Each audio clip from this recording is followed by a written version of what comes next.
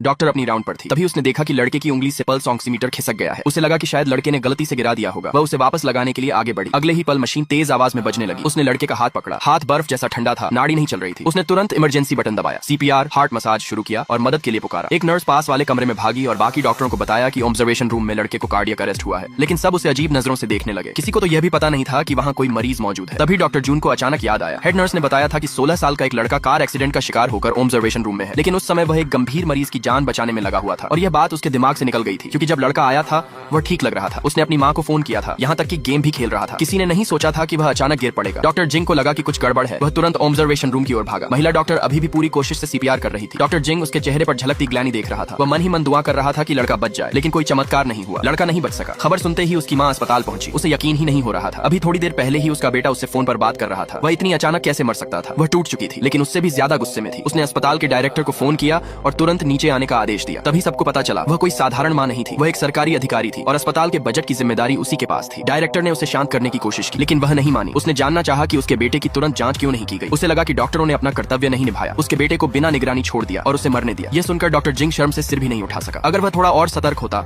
शायद लड़का आज जिंदा होता। जैसे ही वह महिला अस्पताल पर केस करने वाली थी, इमरजेंसी विभाग का प्रमुख अंदर आया। उसने कहा, आपके बेटे को नजरअंदाज नहीं किया गया था। उसे ट्रायल्स के अनुसार बाद में देखने के लिए रखा गया था। मौत अचानक आई, लेकिन वह उस समय सबसे गंभीर मरीज नहीं था। डायरेक्टर ने जोड़ा, आपके बेटे के साथ 2 और लोग भी आए थे। एक की तिल्ली और लीवर फट चुके थे, दूसरा अस्पताल पहुंचते ही बेहोश था। आप ही बताइए, पहले किसे इलाज की जरूरत थी? और सुनिए, वे दोनों भी सरकारी कर्मचारी थे, लेकिन वे आपके बेटे के साथ ड्यूटी के समय थे। शायद किसी आधिकारिक काम पर नहीं, है ना? अगर आप मुकदमा करना चाहती हैं, तो अदालत में इस सवाल का जवाब भी देना होगा। यह सुनते ही उसका चेहरा सफेद पड़ गया। आखिर में वह अपने बेटे का शव लेकर चुपचाप अस्पताल से चली गई।